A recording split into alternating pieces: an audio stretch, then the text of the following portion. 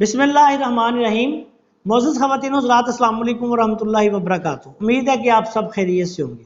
آج کل موسم گرما جو ہے عروج پر ہے اور اکثر لوگوں کو موسم گرما میں پیچش کی شکایت ہو جاتی ہے۔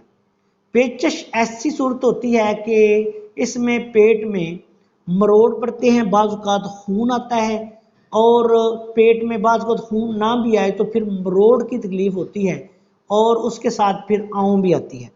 ایسی صورت میں پیچش کے لیے ایک بہت ہی اعلیٰ نسخہ آپ کی خدمت میں پیش کرنے جا رہا ہوں۔ طب یونانی کا آسان سا نسخہ ہے۔ کالی ہرڑ لے لیں، جس کو ہلیلا سیاہ بولتے ہیں، تھوڑے سے گھی میں اس کو بھون لیں، ہلکا ہلکا بھونیں گے، ہلیلا سیاہ جو ہے وہ پھول جائے گی۔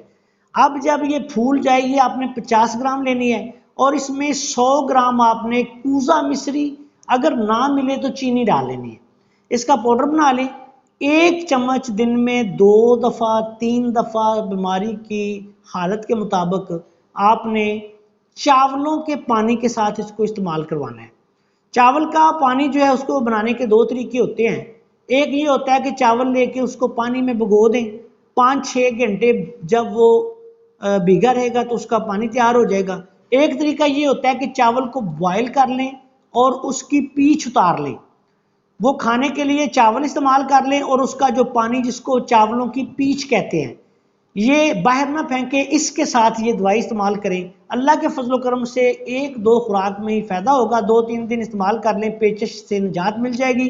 اور اس دوران آپ نے تمام جو تیز مرچ مسالے اور گرم چیزیں ہیں ان سے پرہیز کرنی ہے۔ یہ بات یاد رکھیں کہ مزاج کے اعتبار سے پیچش جو ہوتی ہے وہ غدی عضلاتی گرم خشک مزاج میں ہوتی ہے، اور یہ نسخہ جو ہے وہ خشک سرد مزاج کا حامل ہے، اور پیچش کا جو ہے وہ تریاک اثر نسخہ ہے۔ بہت جلد اس سے پیچش سے آپ کو نجات مل جائے گی۔